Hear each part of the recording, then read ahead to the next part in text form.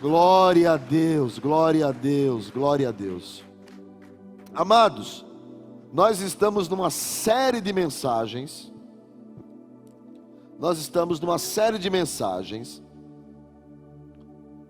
Que são as cartas de Jesus às igrejas da Ásia. Nós estamos chamando de candeeiros de ouro.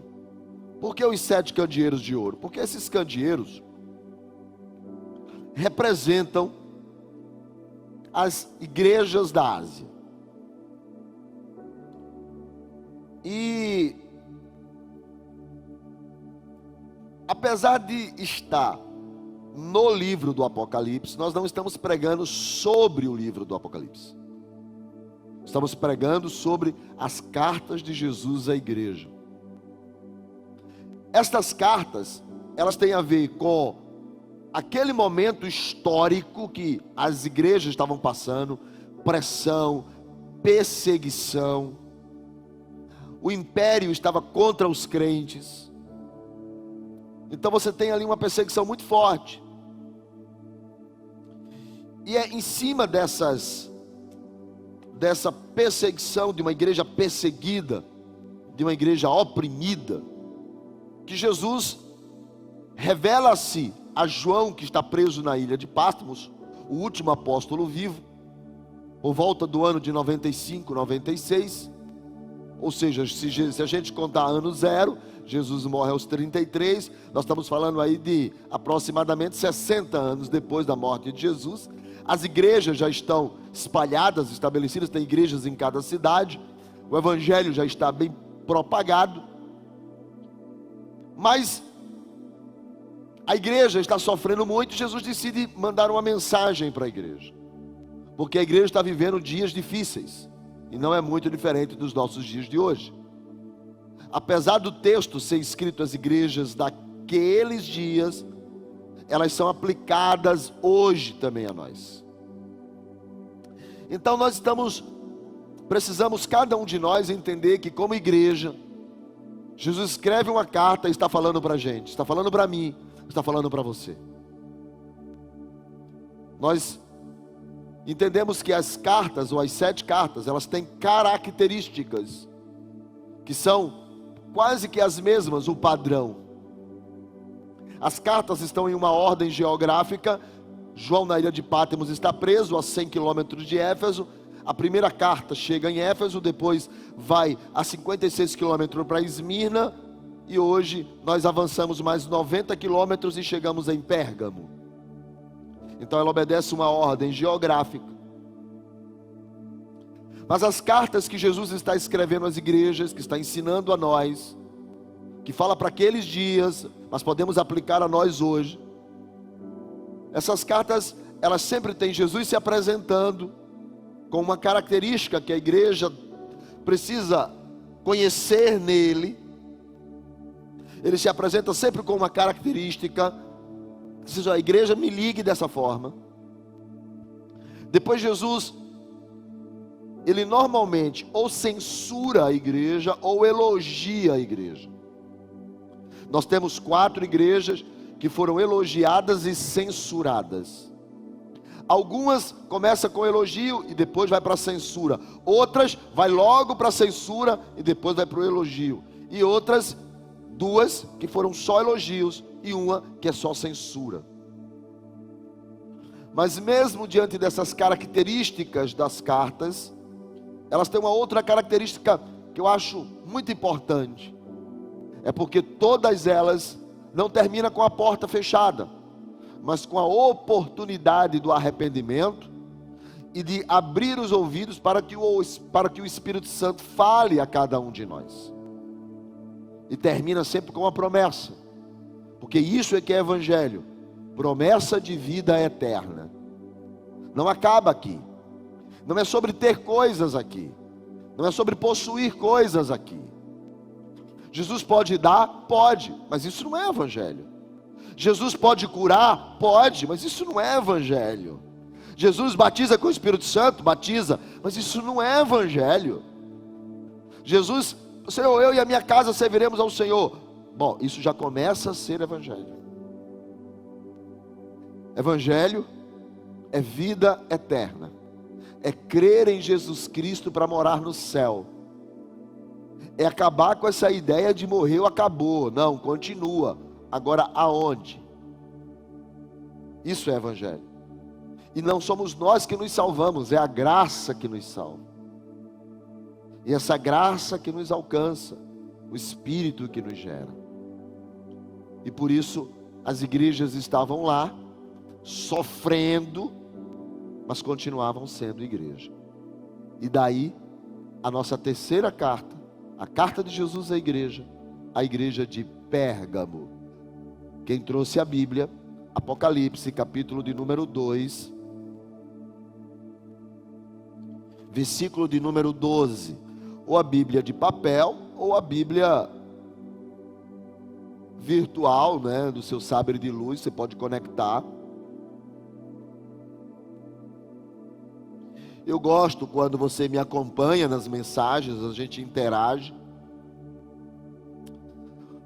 Está escrito assim: ao anjo da igreja de Pérgamo escreve: estas coisas diz aquele que tem uma espada afiada de 2 gumes. Conheço o lugar em que habitas, onde está o trono de Satanás, e que conservas o meu nome, e não negastes a minha fé. Ainda nos dias de Antipas, minha testemunha, meu fiel, o qual foi morto entre vós, onde Satanás habita. Tenho contra ti algumas coisas. Diga algumas coisas. De novo. Acorde a pessoa que está do seu lado. Diga de novo. Algumas coisas. Algumas coisas, pois que tens aí o que sustenta a doutrina de Balaão, o qual ensinava a Balaque a armar ciladas diante dos filhos de Israel, para comerem coisas sacrificadas aos ídolos e praticarem prostituição. Outro sim também tu tens os que da mesma forma sustentam a doutrina dos nicolaítas. Portanto, arrepende-te, senão venho a ti sem demora, e contra eles pelejarei com a espada da minha boca. Quem tem ouvidos, ouça o que o Espírito diz às igrejas. Ao vencedor dar-lhe-ei do maná escondido, bem como lhe darei uma pedrinha branca, e sobre essa pedrinha é escrito um novo nome, um nome novo, o qual ninguém conhece, exceto aquele que o recebe. Ao anjo da igreja de Pérgamo escreve. A palavra Pérgamo é fortaleza, é torre forte, porque Pérgamo ficava a uma altura de 300 metros acima do nível do mar. E Pérgamo era uma cidade muito rica, rica por causa das fábricas que haviam em Pérgamo. Por exemplo, o papel, de onde os primeiros a serem produzidos se chamavam pergaminhos, e são chamados de pergaminhos, aqueles rolos do papel, por causa de Pérgamo, por isso pergaminho, porque Pérgamo era o maior distribuidor de pergaminhos e fabricantes de pergaminho do tempo antigo. Pérgamo também era o maior produtor de ungüentos, remédios medicinais para a cura. Inclusive a medicina que nós conhecemos hoje, chamada medicina moderna, ela tem a sua origem em Pérgamo, e a gente vai até chegar lá daqui a pouco. Pérgamo era onde também tinha a casa do governador. O governador escolheu Pérgamo para morar, porque era uma cidade muito agradável de todas aquelas regiões. Éfeso era uma cidade muito forte economicamente, não é? Por causa do porto. Esmirna era uma cidade também muito idólatra, mas nada se compara à idolatria de Pérgamo. Por quê? Porque Pérgamo, por estar muito alta, ela recebeu um templo que era um templo dedicado ao deus Zeus. E Zeus era, no panteão grego, o pai de todos os deuses. Era o deus principal. Era o deus da mitologia grega, que foi o primeiro pela qual todos os outros deuses vieram. Os outros deuses todos eram filhos de Zeus. E Zeus tinha um templo. O templo de Zeus ficava em Pérgamo. A estátua de Zeus tinha 12 metros de altura. E todo homem que era devoto mesmo dos deuses gentílicos gregos, acabavam indo a Pérgamo para poder adorar ou ver como que era a imagem de Zeus. E Zeus, o pai dos deuses, estava em Pérgamo. Outro templo também que tinha em Pérgamo era de Esculápio. Esculápio era filho de Apolo. Apolo era filho de Zeus. Esculápio então era neto de deuses, mas era um deus também. Esculápio, havia em Pérgamo o altar de Ascrépio. E Ascrépio, ou o altar de Ascrépio, de Esculápio, é onde havia o culto da serpente. Havia um culto da serpente, porque Esculápio era o deus da cura. Inclusive, a imagem de Esculápio era segurando um bastão, onde tinha uma cobra assim, da qual hoje a medicina se utiliza desse símbolo. Quando você vê nos jalecos dos estudantes de medicina, é uma vara era o símbolo da mitologia de Esculápio. Esculápio era alguém que, segundo essas ideias deles lá, que era o Deus Salvador, o Deus da cura. Então, tem muitas histórias. Se você entrar lá no Wikipédia lá, para olhar lá a ideia de Esculápio, você vai ver a quantidade de testemunhos. Tem um, por exemplo, que eu achei muito interessante. Todo o exército romano, de uma determinada infantaria lá, era obrigado a ir a Pérgamo, uma vez no ano, para adorar Esculápio. Por quê? Porque o general, em uma das batalhas, uma flecha entrou e cravou na sua mandíbula, e se arrancasse, rasgava tudo. Então ele foi até Pérgamo, levaram ele a Pérgamo, e deitava lá. Eles tinham uma espécie de spa de cura, um centro aonde a entidade de Esculápio descia e curava. E aí esse general se deitou lá, e aí ele disse que de noite ele teve um sonho, que Esculápio foi até ele, tirou a ponta da lança lá, da flecha, e quando ele acordou, a ponta da lança estava na mão dele, e aqui já estava suturado, sarado, tudo bonitinho, lindo, maravilhoso. E por causa disso, os exércitos romanos, lá dessa parte, que era comandada por esse general, tinha que ir a Pérgamo, e uma vez por ano a cidade parava com os exércitos chegando só para ir adorar no templo de Esculápio. Esculápio, o deus da cura, a serpente que cura. Olha que confusão, a serpente que cura. A serpente que curava tinha mais de 200 templos espalhados por todo o Império Romano, mas a sede era lá em Pérgamo. Havia também em Pérgamo um outro local também, porque como Pérgamo recebia muitos políticos, empresários, gente importante, soldados, ia para Pérgamo por causa dos templos. Lá também tinha o templo do deus Dionísio. Dizem que Dionísio é o deus paraninfo do vinho, não é? Então deus Dionísio. E lá no templo de Dionísio não tinha somente muito vinho não, para o cara ficar embriagado. Também tinha as sacerdotisas cultuais. Eram as prostitutas sagradas. Então o camarada chegava lá, se relacionava com aquela mulher, e no momento do orgasmo vinha a unção de Dionísio e curava o cara. É ridículo, mas é verdade. E era assim que funcionava. Há um registro que dentro do templo tinham mais de 1000 mulheres para poder ungir os homens. Pérgamo também se tornou a primeira cidade a criar a idolatria de um homem vivo, porque o culto ao imperador nasce em Pérgamo. Éfeso e Esmirna se tornaram cidades onde haviam os templos de Domiciano, mas em Pérgamo foi aonde nasceu o primeiro templo de adoração ao imperador como Deus. E por causa disso, todo lugar tinha um busto do imperador, e você só entrava para comprar ou para vender se acendesse incenso ao imperador. Por isso que Jesus vai dizer no versículo de número 13: conheço o lugar em que habitas, onde está o trono de Satanás. A igreja estava aonde Jesus vai dizer para a igreja: vocês estão aonde o diabo estabelece as suas ideias. Vocês estão aonde o diabo coloca a sua influência sobre a terra. Trono quer dizer governo, trono quer dizer decreto, trono quer dizer comando, trono quer dizer de onde saem as ordens, gera influência, estilo de vida, determina o ambiente. O reino é conforme o trono estabelece que o reino seja.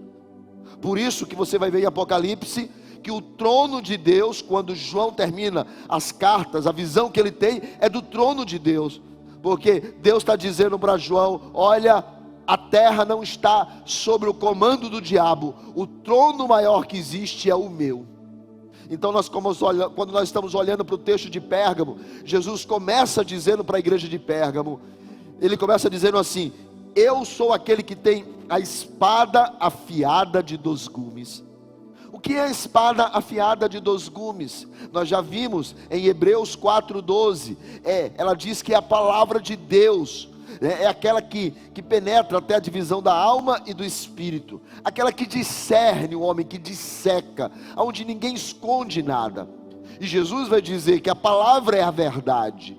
Então Jesus está dizendo, mesmo em um lugar onde tem o trono de Satanás, eu, o Senhor, a espada de 2 gumes, a verdade, estou lá. Porque aonde muita gente se agarra com a mentira, mas tem a verdade para contrapor. Existe a verdade nesse lugar. Não, o diabo não está se o diabo pensa que reina, tem a espada de 2 gumes desse lugar, pronto para desembaiar, cravar e salvar aquele que deseja. Por isso que a gente precisa olhar para algumas coisas, porque se quando ele diz para Éfeso, conheço as tuas obras, ele está dizendo que as obras decidem. Quando ele diz, conheço o que tu sentes na igreja de Esmina, ele está dizendo que a igreja está sendo levada pela tribulação, pelas lutas. Agora quando ele diz, conheço o lugar, talvez seja daí que muita gente acredita que o lugar é que faz a pessoa. Quantas vezes nós já não vimos que nós somos resultados do nosso meio, que nós somos frutos de onde nós vivemos ou convivemos ou quem nos relacionamos. Isso é tão comum, é verdade ou não é? Que você é baseado no ambiente que você está. Eu já ouvi tanto isso, tantas vezes que eu já ouvi. Estou lendo até um livro, muito obrigado pastor Andresa, foi através do Kids, do Dr. Felipe Zambrado, Efeito Lúcifer, que fala exatamente sobre isso, que o homem é circunstância do meio. O mal que o homem provoca, na verdade, é o ambiente que leva ele a provocar. O homem é o meio do que ele vive, é o que todo mundo acredita, é o que os psicólogos sociais impõem, é que você é resultado de onde você está, é resultado do gueto que você mora, é resultado do grupo que você convive, você é resultado do meio. Isso está convenientemente cravado nas ideias das pessoas, e por isso que o diabo, que gera influência, ele está o tempo todo querendo com que nós aceitemos a sociedade como sendo o padrão da igreja. E por isso que o diabo está o tempo todo dizendo para as pessoas, o pai da mentira, porque quando fala de trono de Satanás, fala de padrão de comportamento. E o pai da mentira, o promotor da maldade, o provocador das confusões, o acusador dos filhos de Deus, o inimigo de tudo que é bom, aquele que é o gerador da maldade, o maligno, o perverso, o capeta, o Beelzebu, o coisa ruim, Jesus está dizendo, ele governa, ele tem o seu trono em Pérgamo. E, ou seja, ele implanta as ideologias dele, ele implanta as ideias dele, ele dá o Agamenon, ele dá a sugesta, e ele vai influenciando as pessoas. E não é diferente o que hoje o diabo está fazendo. O diabo está dizendo para nós, olha, não, existe homem, existe mulher, mas também existe o terceiro sexo. E isso é normal, isso é normal. isso é normal, né? As pessoas hoje, a ideia, a influência do mundo é dizer mais ou menos assim, sabe? Você é o que você pensa que é. Engraçado, todos os dias eu penso que sou rico, mas quando eu abro a carteira eu estou liso. Então, ou seja, não é bem o que você pensa o que você é, não é? Mas as pessoas, não, mas se você é, não, vamos chamá-lo desse jeito, porque ele se acha assim, então ele é. Ou seja, se você se acha, você é. É isso que o diabo está querendo que a gente se engula, que a gente coma. Quer dizer, não existe verdade, existe a minha verdade. Não existe a verdade, existe a minha. Você tem a sua, eu tenho a minha, ele tem a dele, ele tem a dela. E se todo mundo tem verdade, não existe mentira. Então você tem o trono de Satanás naquele lugar, influenciando, dizendo que Esculápio cura, dizendo que Zeus governa, dizendo que o imperador é Deus, dizendo que você pode se relacionar com inúmeras mulheres que você quiser, e está tudo certo, está tudo bem, um lugar promíscuo, um lugar sujo, um lugar podre. E Jesus vai dizer, o trono de Satanás, o trono que governa está aí, o que surge as ideias, o que gera influência, a ideologia da serpente, aquela que enganou Eva, lá no Éden. Porque o diabo nunca vai colocar você para ir de confronto, não. O diabo é esperto, ele não vai no confronto, ele vai na sugesta. Verdade.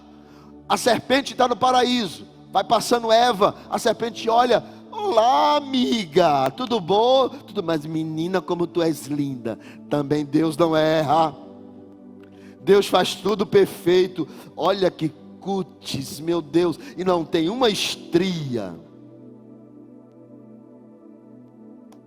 gordura zero, também comendo só fruta, né? Dieta light. Eita, que essa mulher arrasa.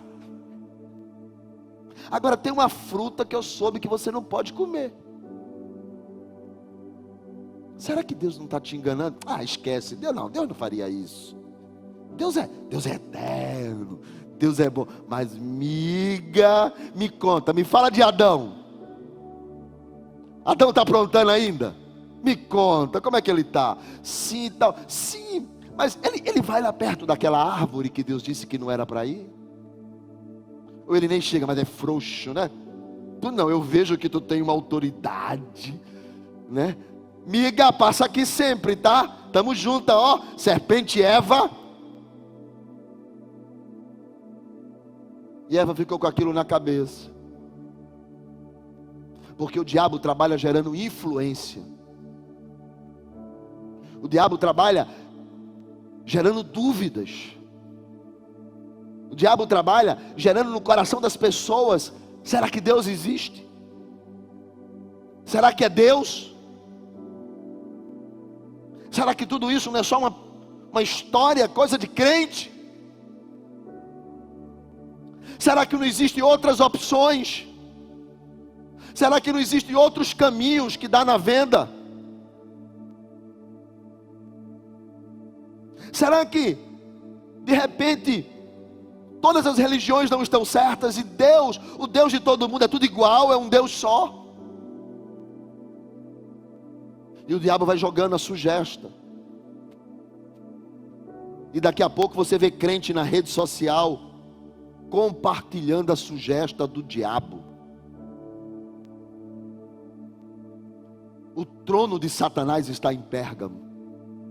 Então Jesus chega e diz assim: eu sei o lugar onde tu estás. Versículo de número 13. É o trono de Satanás. Mas igreja de Pérgamo,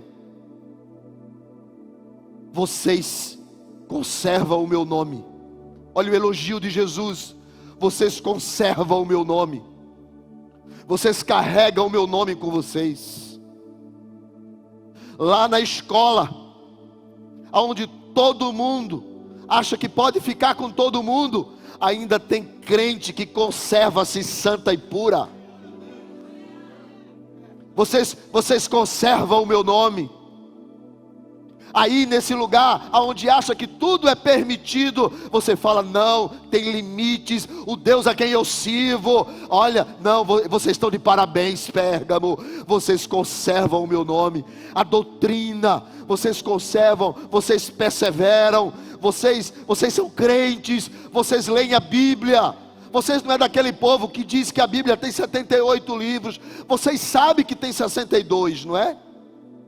Não? Olha a pegadinha. Tem 66. Vocês leem a Bíblia.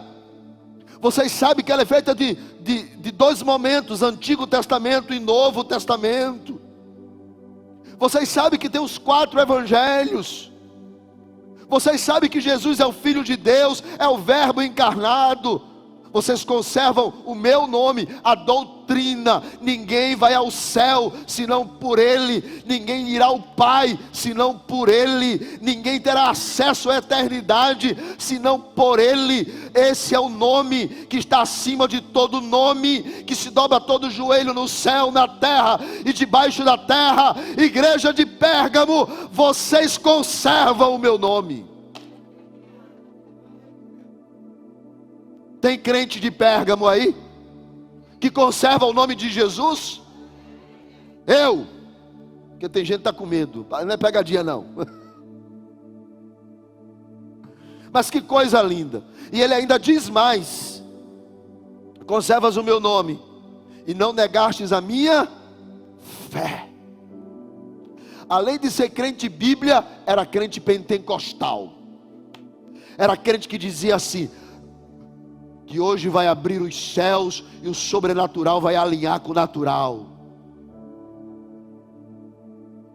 Era um povo do manto, canela de fogo, pentecostal, que aprendeu a dar glória. Tarde com Deus, isso mesmo. Crente de fogo. E Jesus diz assim: olha, essa igreja de Pérgamo é uma igreja que mantém doutrina e mantém os dons. E tem mais. Jesus diz: eu sei que teve um dia que Antipas, quem era Antipas, pastor? Não sei, ninguém sabe, tá? Se alguém inventar uma história de Antipas, é exatamente isso, inventou a história. Ninguém sabe. O que se sabe é que Antipas deve ter sido um crente de lá. É o que está aqui no versículo. Se você estiver acompanhando comigo aqui atrás ou aqui, ok. Antipas, ninguém sabe quem era, mas sabe que era um crente da igreja de Pérgamo. Antipas, eu fico talvez imaginando, sei lá, de repente ele foi em algum lugar comprar alguma coisa e alguém disse: tem que acender incenso ao imperador. E ele disse: o nome pela qual eu me dobro é outro. O nome pela qual eu me dobro se chama Jesus. Chama os guardas e prende. E de repente ali já sacrificam Antipas, né? Porque ele vai dizer: Antipas, testemunha minha fiel testemunha. O cara era crente. Então era uma igreja que estava dentro da doutrina, era uma igreja de fé, e era uma igreja que testemunhava, não tinha medo de morrer não, era uma igreja crente. Essa era a igreja de Pérgamo. E existe muita gente assim, crente, leitor da Bíblia, de oração. O carro dele tem lá escrito bem grande: 100% Jesus. Não falta um culto, mesmo que seja a decisão do campeonato pernambucano. Apesar que está tão difícil hoje. Ok.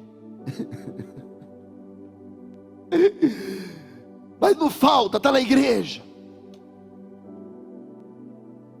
Crente que você admira, sim ou não? Tem crente assim, sim ou não? O cara é crente. Você vai falar com ele, tudo tem um versículo. Ô irmão, como é que está? Pela palavra de Deus diz que os dias são maus, mas que aqueles que permanecem no Senhor serão como águias que... Não, estou perguntando como é que tu está. Crente, crente. Aí Jesus diz assim, vocês estão de parabéns. Mas no versículo 14, Jesus diz assim: tenho todavia contra você, mesmo enfrentando o trono de Satanás, o lugar onde Satanás habita, você consegue conservar meu nome, consegue ter fé, você consegue ter testemunho. Mas existe algumas coisas. Eu mandei vocês repetir algumas coisas, sim ou não? Veja se na sua versão tem, porque tem uma versão, a King James diz coisas pequenas. Algumas versões diz coisas pequenas. Tenho algumas coisas pequenas. Tenho algumas coisitas contra ti. Deus está dizendo, tenho algumas coisas contra esse tipo de crente, que é um crente modelo, mas eu tenho aqui algumas coisas. Essas coisas na igreja de Pérgamo era o seguinte, ele vai dizer o que são essas coisas, versículo de número 14 e versículo de número 15. Ele diz, eu tenho contra ti algumas coisas, pois que tens aí. Algumas versões diz tens aí, outras diz sustentam, outras dizem seguem, outras dizem se apegam, outras dizem mantém, mas eu gosto de uma versão que diz toleram. Se você olhar na sua Bíblia, talvez vai dizer sustentam, outros vai dizer seguem. Tem versões que dizem se apegam, tem versões que dizem mantém, mas eu gosto da versão que diz toleram. E Jesus está dizendo, essas pessoas, tem algumas pessoas, a igreja de Pérgamo, vocês estão de parabéns, mas sabe, vocês toleram pessoas dentro da igreja, que estão induzindo crentes a pecar. Tem pessoas que estão dentro da igreja, que estão induzindo a igreja a não ser igreja. Sabe, irmãos, eu sou amigo de muita gente, mas eu tenho um compromisso com Jesus e a sua palavra. Se pisar fora, não conte com a minha amizade. A minha amizade está subordinada às Escrituras. Paulo escrevendo a 1 Coríntios capítulo de número 5, ele diz assim, igreja, deixa eu fazer uma pergunta para vocês, como é que vocês deixam um camarada dormir com a mãe dele, com a mulher do pai, e ficar dentro da igreja como se nada acontecesse?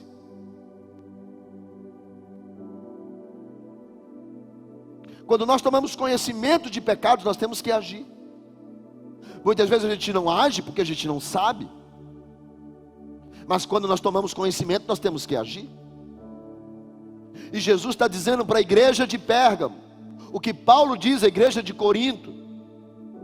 O camarada apronta e fica aí, como se nada tivesse acontecendo. E ele vai dizer em 1 Coríntios capítulo 5 versículo 11, ele diz assim, eu vos escrevo, está ali já na tela, né?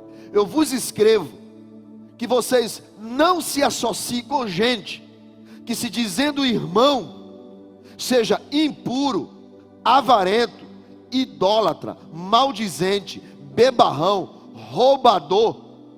Com essas pessoas não queira amizade, não sente para comer, se posicione. Ele vai dizer nos versículos anteriores, eu não estou dizendo que você não seja amigo de não crente, porque o cara já não é crente mesmo.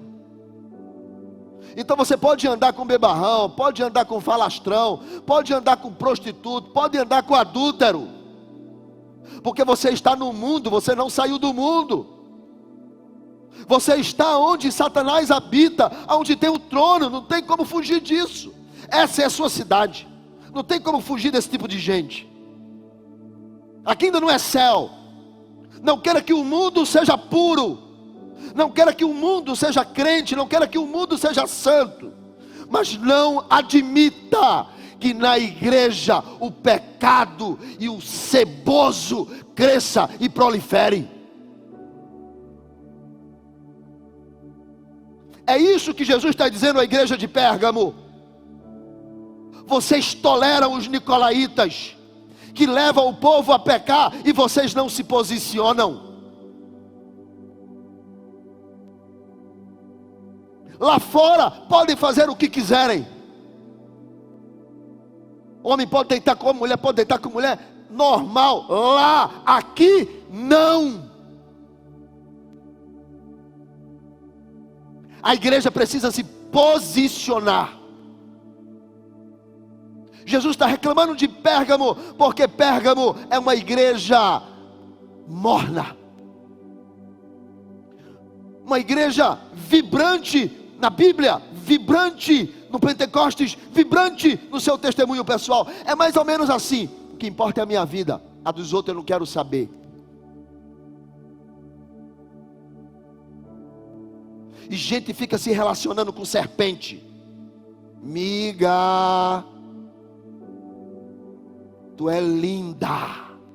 Deixa eu te contar a última. Fofoca leva para o inferno. Está claro ou não isso na Bíblia? Maldizente, que fala mal dos outros, a Bíblia diz: não ande com essas pessoas. Gente que quer dizer como que os outros são e vai julgando os outros, elas destroem você. Elas são como a serpente, elas já estão na perdição. Sabe o que elas querem? Levar você com ela.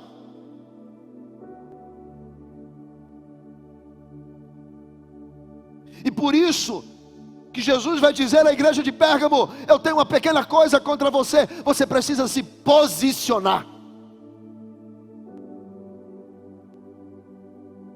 É inadmissível, irmãos. Desculpa, mas o sangue está começando a subir.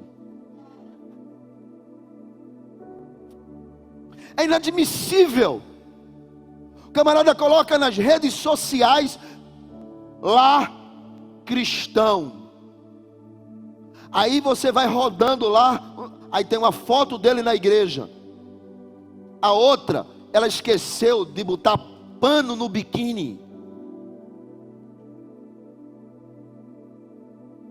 E eu não sei, tem umas posições que faz questão de mostrar.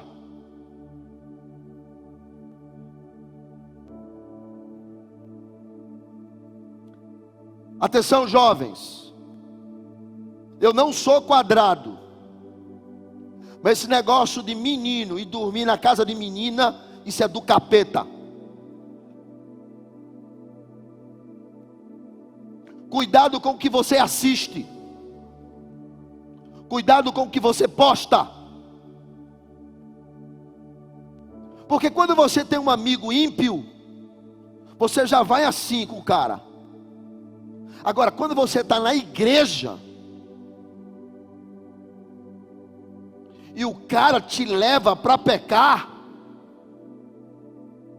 e você aceita e fica calado, Jesus está dizendo ali: eu tenho isso contra vocês. Vocês precisam se posicionar. Esse papozinho aí de: e aí, como é que tá, irmão? Na bênção, brother, na bênção. Tá tudo na mais. Quando acabar o culto, a gente fala em tomar uma, meu irmão. Deixa isso para outro lugar. Na Canaã não tem isso não.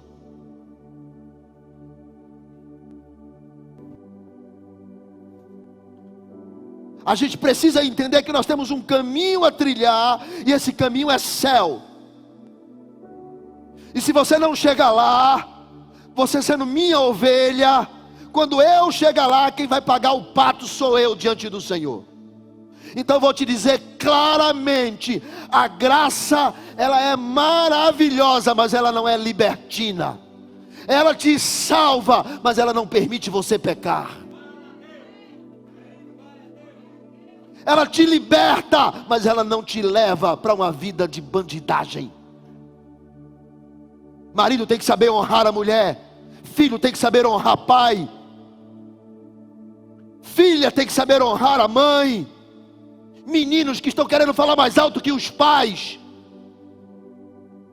tem que aprender a dizer sim senhor e sim senhora. E mãe e pai tem que saber falar com os filhos para não provocar ira neles. Nós estamos vivendo dias em que o mundo está influenciando a igreja. Dias em que o trono de Satanás está conduzindo como que a igreja deve ser. E nós não estamos mais olhando para as escrituras.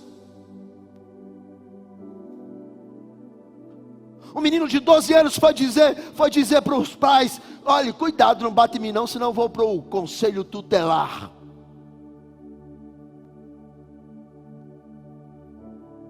E eu perguntei para a mãe: e ele ficou com os dentes? E ela falou: ficou, pastor. Eu disse: Senhor, obrigado, porque o meu já tem 28 e o outro 24. Nesse dia, eu peguei um monte de crianças que estavam na rua pedindo, postei e marquei o conselho tutelar. E disse: cadê o conselho tutelar? Cadê o conselho tutelar dos meninos que estão na rua pedindo, que são obrigados pelos pais a ficarem pedindo nos semáforos? Cadê o conselho tutelar?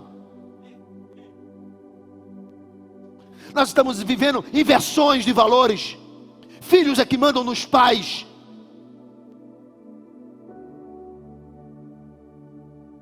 Maridos prostitutos querem ser honrados. Jovens acham que podem transar a troco de banana e depois casa, e ainda querem que o pastor case, vai procurar outro.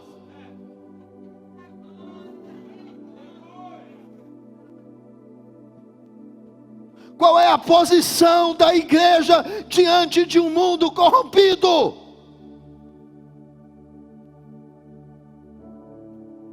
Jesus está dizendo para a igreja de Pérgamo: vocês têm Bíblia, vocês oram e vocês têm testemunho, mas vocês admitem coisas dentro da igreja. Se posicionem. Se posicionem.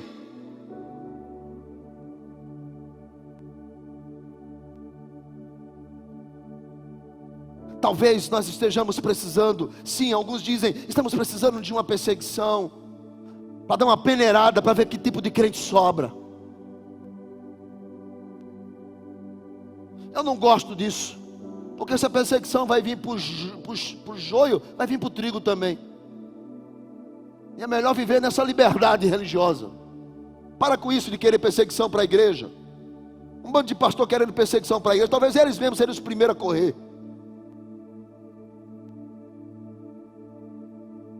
O que nós precisamos como igreja é nos posicionar. O certo é certo. Por isso que Jesus vai para a igreja de Pérgamo e começa dizendo para a igreja de Pérgamo assim: eu sou a espada de dois gumes. Você tem a espada na mão. Você tem a espada na mão. Se posicione, Pérgamo. Você não tem que viver só de seminário, só de encontros, de SVPs. Se posicione. Decida a me servir, decida a me amar, mas decida a combater o pecado. Porque você está no trono onde Satanás habita. Então se posicione.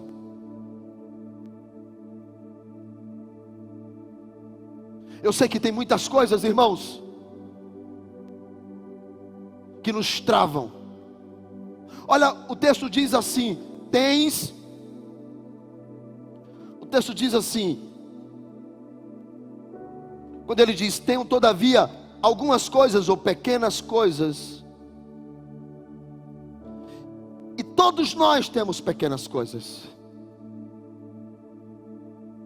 Talvez Deus esteja dizendo para nós hoje: quais são as suas pequenas coisas? Para a igreja de Pérgamo era uma falta de posicionamento, mas talvez a sua não seja.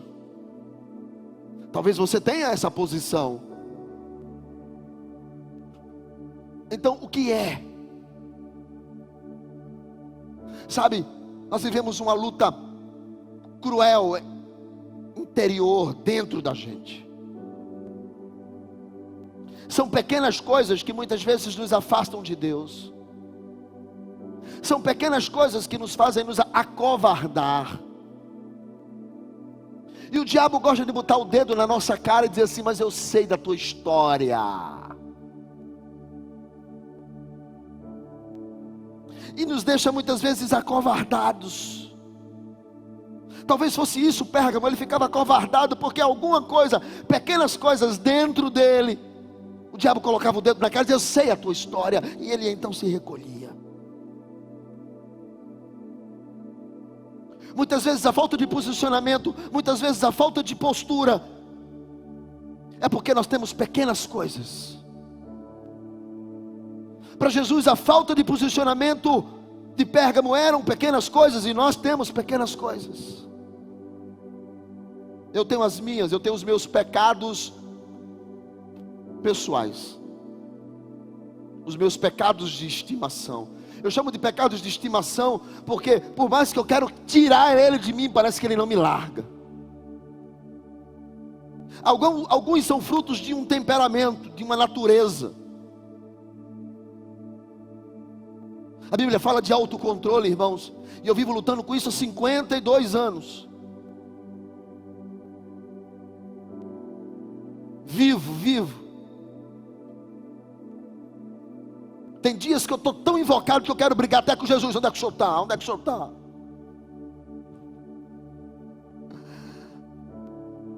Sabe, é uma coisa que fica dentro. São os nossos pecados de estimação. Pessoas que não podem sentir cheiro de certas coisas que o pecado aflora. Pessoas que não podem ver certas coisas que o pecado acorda. São essas pequenas coisas que dentro de nós nos perturba e nos deixa com falta de posicionamento. Aí Jesus olha para a igreja de Pérgamo e diz assim: eu sei que tem essas pequenas coisas dentro de você, mas eu quero te dizer, arrepende-te. E aqui o arrepende-te é dá meia volta, vira, sai de onde você está, muda de lugar, muda de ideia, muda de pensamento, metanoia, arrepende-te, veja de forma diferente, e sai daí, se posicione, e então ele vai dizer para a igreja de Pérgamo: arrependa-se. 16, se não, eu venho a ti sem demora. 16, 2:16. Portanto, arrepende-te, se não venho a ti sem demora. E todas as vezes que você vê a palavra venho a ti, Deus não está vindo para consolar, mas Ele está vindo para corrigir.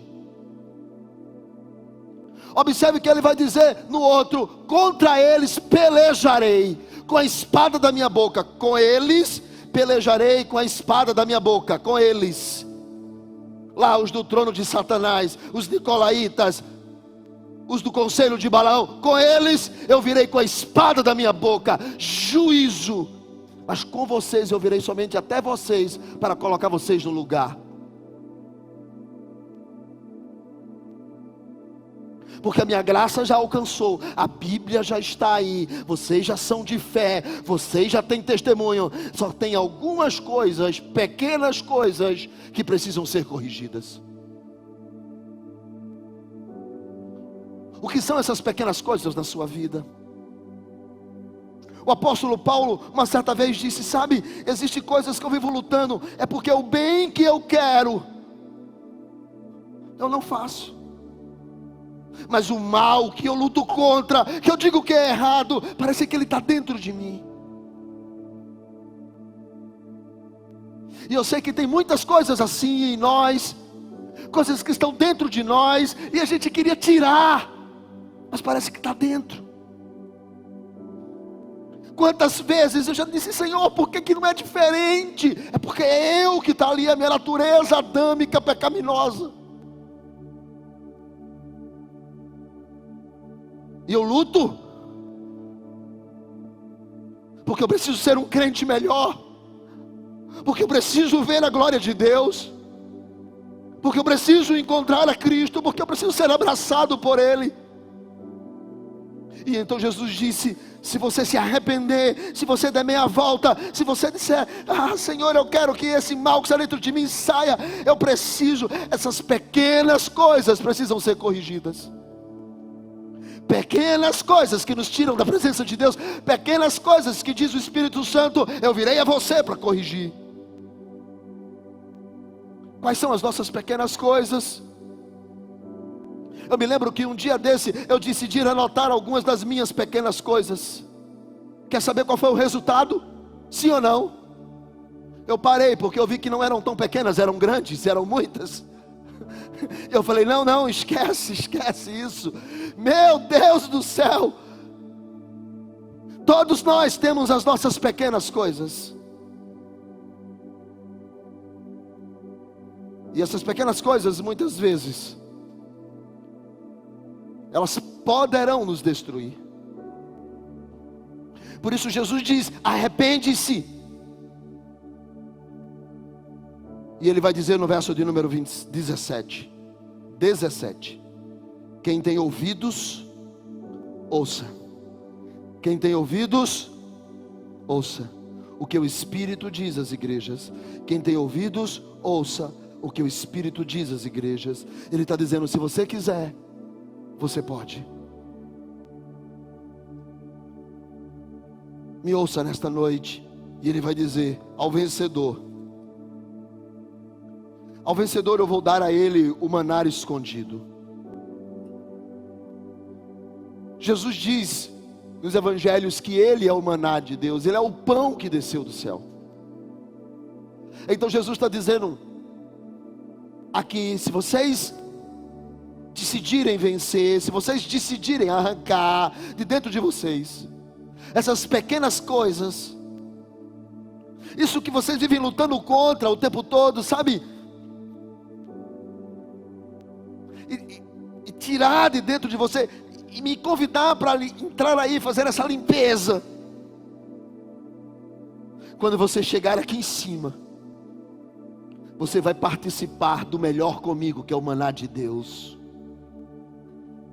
Porque é a recompensa para quem vence, a recompensa para quem chega, a recompensa para quem estará lá. Ele está dizendo: haverá recompensa por todas as lutas que você está travando, lá fora e com você mesmo. E como Ele não dá somente uma coisa, dá sempre muitas, Ele diz: não apenas do maná, mas vou te dar também uma pedrinha branca. Às vezes a gente não sabe o que é essa pedrinha. Muita gente fica sem saber, e por isso ficam contando tantas histórias. Tem histórias que diz que a pedrinha branca era o camarada que vencia as Olimpíadas, recebia uma pedrinha branca, que era uma espécie de passaporte, para onde ele chegar todo mundo sabia que ele era campeão. Não gosto muito dessa ideia. Isso talvez fosse para Esmirna, funcionasse, mas para Pérgamo, ok. Aí tem muita gente que vai dizer: não, é o seguinte, a história de um viajante, o cara recebe uma pedrinha branca, aí ele vai na casa de alguém, quando chegava lá, o dono da casa partia a pedra e dizia: olha, você vai, no dia que você voltar, ou quiser mandar alguém, quiser mandar seu filho, você manda essa pedrinha, se ela encaixar com a minha, eu vou receber do mesmo jeito que recebi você. Eu também não gosto muito dessa ideia, sabe? São tantas ideias da pedrinha branca. Tem uma que diz que assim, o juiz colocava uma pedra preta e uma pedra branca na mão do jurado, para ninguém saber quem era que ia julgar. Aí depois ele passava a recolher. Se o cara tivesse tipo 5 brancas e 3 pretas, o cara era absolvido. Mas se tivesse 5 pretas e 3 brancas, o cara era condenado. Então era essa a ideia da pedrinha branca e da pedrinha preta. Eu acho isso muito racista. Não gosto também não. Sabe qual é a que eu gosto? Eu gosto de uma que era o seguinte: no peito do sacerdote tinha as 12 pedras de Israel, e tinha 2 pedras brancas, chamadas Urim e Tumim. Urim era todas as vezes que Deus queria dizer sim, e lá estava escrito o nome de Jeová. E Tumim era todas as vezes que Deus queria dizer não, e lá não estava escrito nada. Então quando Urim brilhava, Deus estava dizendo sim, eu aprovo. Mas quando Tumim brilhava, Deus estava dizendo não, eu não aprovo. E era assim que o sumo sacerdote consultava Deus. E como na pedrinha branca que brilhava tinha o nome de Deus, tudo que nós entendemos de Deus hoje é o que está escrito aqui. Mas Jesus está dizendo, quando você chegar aqui no céu, a pedrinha branca que revela a glória de Deus, você vai ter um novo nome. É o nome que não é mais o que você conhece, não é o Jesus que andou nesta terra, é o nome que criou os céus e a terra, e criou todas as coisas que há, e você vai saber quem Ele é. Vai ser uma revelação plena e total. Há coisas boas nos esperando no céu. Quem quer chegar lá, diga amém. Há coisas boas esperando a igreja no céu. Quem quer chegar lá, diga glória a Deus. Mas nós precisamos vencer essas pequenas coisas. Essas pequenas coisas precisam ser vencidas. Essa mentira que muitas vezes borbulha dentro de nós, o mal que está dentro da gente, precisa ser vencido. E eu sei que tem muita gente que não consegue. E quantas vezes eu já não dobrei os meus joelhos, e eu já não clamei ao Senhor, dizendo, Senhor, eu preciso que o Senhor me ajude a vencer.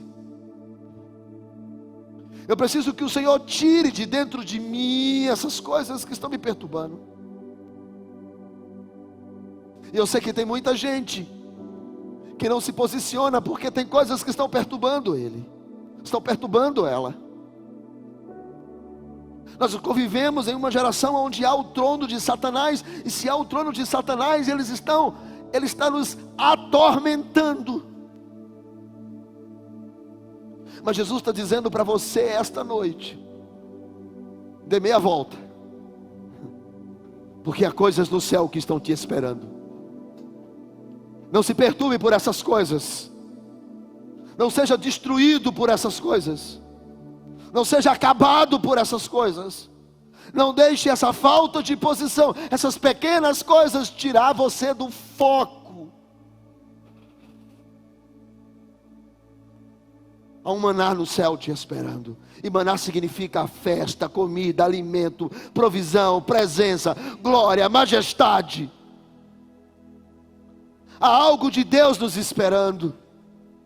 Se você fica focado em coisas dessa terra, você só perde.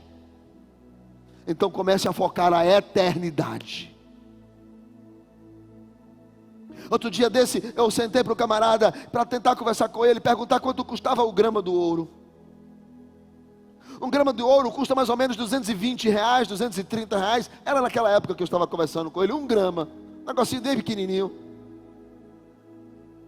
Então eu fiquei imaginando, se um negocinho desse tamanhozinho custa isso, meu Deus do céu, quanto 10 gramas, 2.200, 100 gramas, 22 mil conto, grama do ouro, é grana. Aí Jesus disse, sabe aqui no céu, sim, ruas, onde você anda pisando, serão de ouro.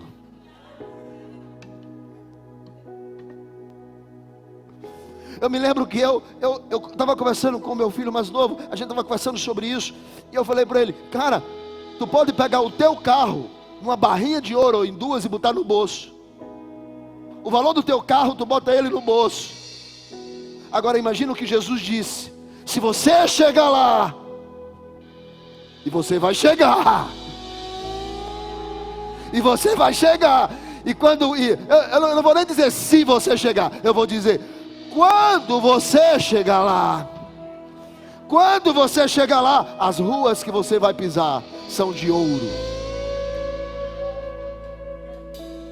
Eu fiz 30 anos de casado. 30 anos. Quantos anos eu fiz? 30, ok. 30 anos boldas de pérola. Aí eu falei, gente, vou comprar um colar de pérola para minha esposa. Primeiro que quando nós fizemos 29 anos, ela começou, tu sabe que nesse tempo todo de casado, nunca te pedi nada.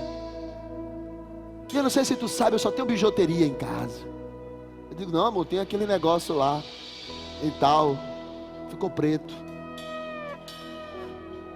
Eu falei, não, mas tem aquele anel lá. Qual? Aquele que a gente comprou lá em tal local. Caiu o banho. Não era ouro não? Não, Jesus, eu estou mal mesmo. E ela começou, mas eu não ligo. Tu sabe que eu não ligo, eu digo, sei. E foi passando o tempo, 30 anos. Ela nunca ligou para esse negócio, falou, é bolsas de pérola, né? Eu falei, tu pesquisou. E começou, não, mas eu não ligo. Eu falei, Jesus, eu vou dar um colar de pérolas.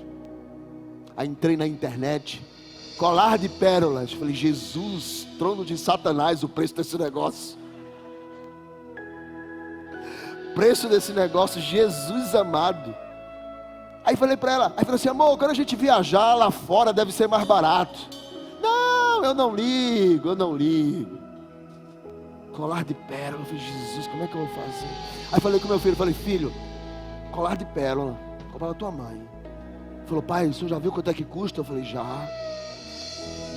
mas eu não vou ter outros 30 anos mais. Eu vou me esforçar, Aí, tá bom. Aí fui na loja, perguntei, a mulher deu. Falei, tem uma mais barata não? Ela falou, não, tem de arroz. Falei, não, eu quero aquela original mesmo. Porque eu pesquisei, comecei a pesquisar, pérola negra, pérola disso, pérola de arroz, pérola, e eu fui pesquisando lá, pérola que sai nesse lago, água doce, água salgada, para ver se achava uma coisa mais barata e que era pérola. Jesus amado, negócio tudo caro. Aí, peguei um presente que eu tinha ganho há 20 anos atrás, um relógio. Fui lá no cara, disse assim, vou avaliar esse relógio, ele vai pagar. Cheguei lá, entreguei o relógio para o cara, falei, quanto custa? O cara olhou e falou, é falso.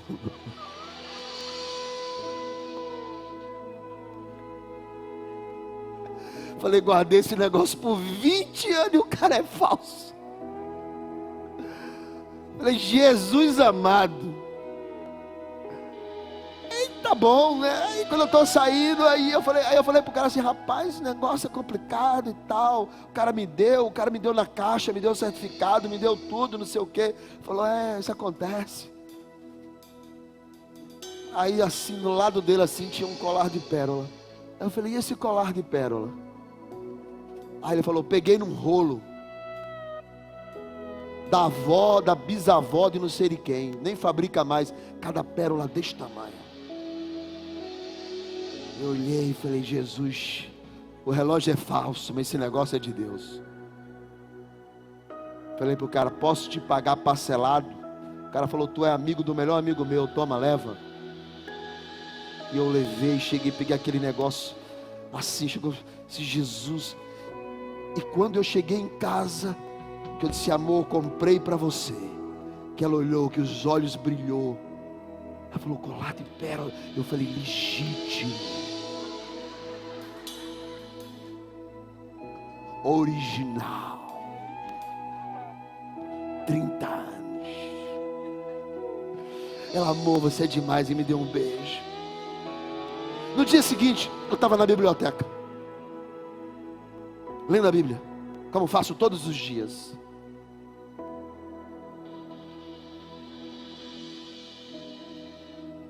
E João tem uma visão do trono de Deus e da cidade santa. E como eu tinha pesquisado sobre pérolas, que só dão num determinado local, numa temperatura, por isso que é caro, porque não sei o que, pérolas originais, tiradas da ostra, é um negócio complicado. Hoje está cheio de leis que não pode produzir. João está entrando na cidade, e ele vai entrar pelas portas, e ele escreve: as portas da cidade são formadas por uma só pérola. Uma pérola é a porta da cidade. Quando eu li aquilo, o Espírito Santo disse para mim: eu fiz você estudar sobre pérola, para você saber que o que você tem aí não vale nada. Olha o tamanho da pérola por onde você vai entrar. Olha o tamanho da pérola que você vai entrar. Nós estamos tão agarrados com as coisas dessa terra, e Deus está dizendo para nós: olha o tamanho da pérola que você vai entrar. Olha o tamanho da rua, olha pela rua que você vai pisar. Se você vencer, você comerá do maná que eu tenho aqui para você. Se você vencer, eu te darei uma pedra branca que tem o meu nome, que você saberá quem verdadeiramente eu sou. Então não deixe essas coisas pequenas derrubar você. Não deixe essas pequenas coisas destruir você, porque tem algo de Deus na eternidade esperando cada um de nós. Ele nos espera lá. Não deixe as coisas pequenas destruir você, destruir a sua fé, destruir a sua comunhão, destruir o crente que você é. Coisas pequenas. Por isso que nesta noite, fique de pé.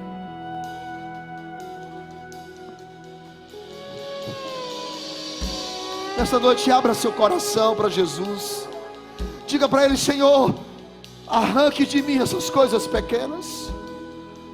Sabe, Senhor, parece que o mal está dentro de mim, parece que a mentira me governa, parece que está dentro, eu quero que tire.